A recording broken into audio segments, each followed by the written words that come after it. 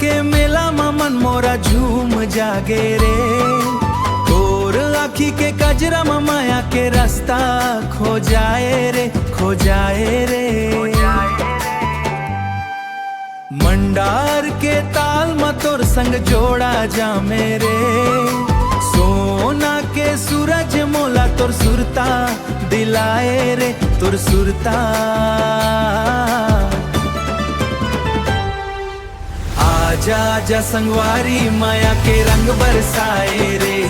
छत्तीसगढ़ी मेला में मन मोरा हर्षाए रे। तोर मोर जोड़ी ऐसे जैसन ढोल बाजे रे। जियरा के पिंजाना माया के दिया के जाले रे। माया के दीप जाले रे। फूले जैसा तोर हासी मन मोरा मोहाए रे, मन मोरा मोहाए रे। बनवारा बन के मन तोर पास मंदराए रे, तोर पास मंदराए रे।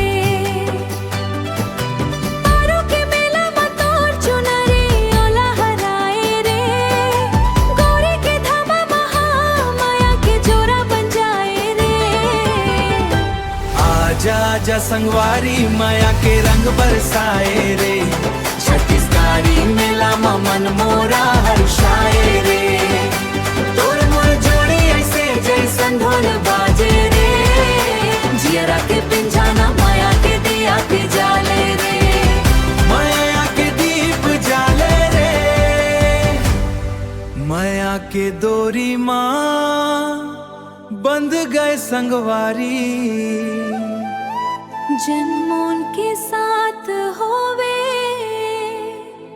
यही हुई त्योहारी। आजा आजा संगवारी माया के रंग बरसाए रे।